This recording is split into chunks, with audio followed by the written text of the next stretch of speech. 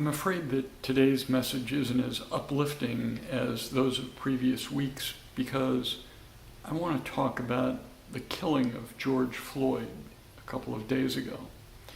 He died after a police officer pressed his knee into George Floyd's neck, and Mr. Floyd said repeatedly, "I can't breathe."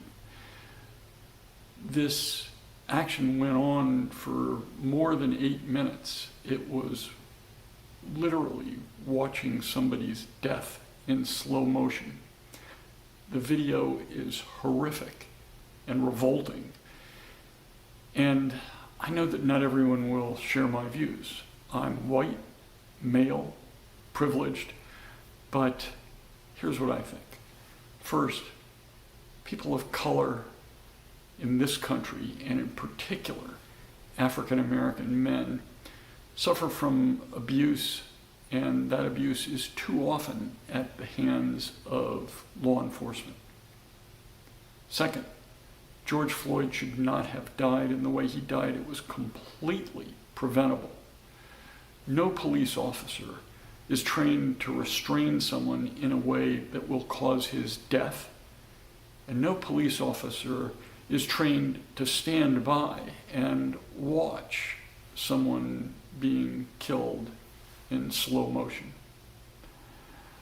It goes against police training. It violates the duties that police officers have to the communities that they serve, not to mention the individuals that are in their custody. I was very glad to learn that this afternoon the police officer who caused George Floyd's death has been arrested and charged. Third, we need to talk about difficult and polarizing issues like race and excessive force by law enforcement.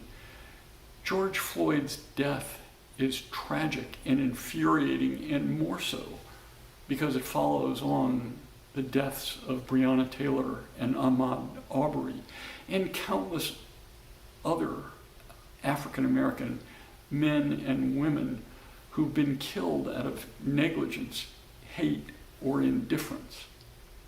All of us need to do what's in our control to bring about change. I'm proud of the work that we've done as an office toward greater justice for everyone in our criminal justice system. Our racial profiling guidelines, our implicit bias training in our office, our efforts to reduce the use of cash bail, and our efforts in support of legislation to expand the criteria for hate crimes. But I'm constantly thinking about what else we can do. None of us should have to worry about whether our unarmed loved ones will survive routine interactions with law enforcement or be targeted and killed because of racial bias. As individuals and as an office, we need to work to reform the laws, the policies that enable these terrible consequences. People often refer to the Attorney General as the chief law enforcement officer in the state. But our mission is much greater than that. Our mission is justice. And we are going to continue to do everything in our power to protect Marylanders, to improve their lives, and to fight for justice. Thank you.